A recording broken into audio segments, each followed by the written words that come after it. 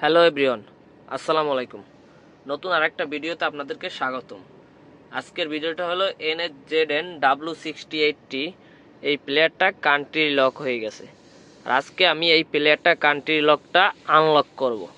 আসলে জাপান থেকে আসার পর এই প্লেয়ার বাংলাদেশে ব্যাটারি খোলার পরই প্রথম একবার কান্ট্রি লক হয়, আর এই লকটা আমরা আনলক করে দেই। আমাদের কাছে যে কোনো প্লেয়ারে আনলক কোড অ্যাভেলেবেল পাওয়া যায়। প্লেয়ারটা আনলক করতে হলে আপনার যে কাজটা করতে হবে, মেনু বাটনে ক্লিক করে ধরতে হবে, তারপর অপশনে ঢুকতে হবে। আপনার অপশনে ঢোকার পর একটা লক নাম্বার আছে, ওই লক নাম্বার দিয়ে সিরিয়াল নাম্বার দিয়ে তারপরে আনলক করতে হবে।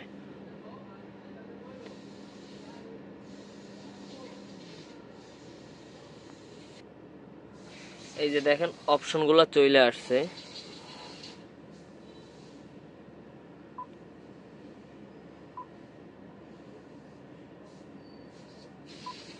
এই যে এই কোড নাম্বারটা, এই নাম্বারটা দেওয়ার পরে জাপান থেকে একটা কোড দেবে, ওই কোড নাম্বার থেকে কোডটা খুলতে হবে। এই যে দেখেন কোড নাম্বারটা আমরা পেয়ে গেছি, এই যে কোড নাম্বারটা দিলাম। কোড নাম্বারটা দেওয়ার পরে এখন আপনাকে এই বাটনটায় ক্লিক করতে হবে। এই বাটনটা ক্লিক করার পর যদি কিছু না আসে, প্লেয়ারের চাবিটা অন অফ করে দেবেন। অন অফ করে দিলেই দেখবেন আবার আগের মতন হয়ে গেছে। এই যে প্লেয়ারের চাবিটা আমি অফ করলাম, আবার এই প্লেয়ারের চাবিটা অন করতেছি।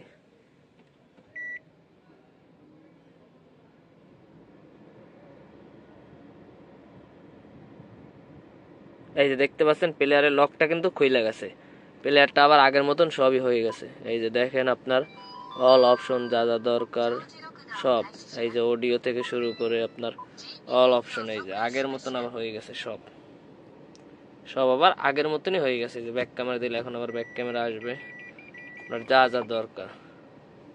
এই যে FM,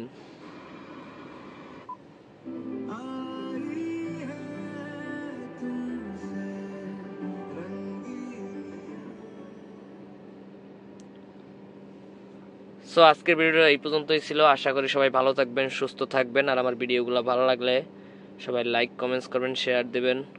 ধন্যবাদ, আসসালামু আলাইকুম।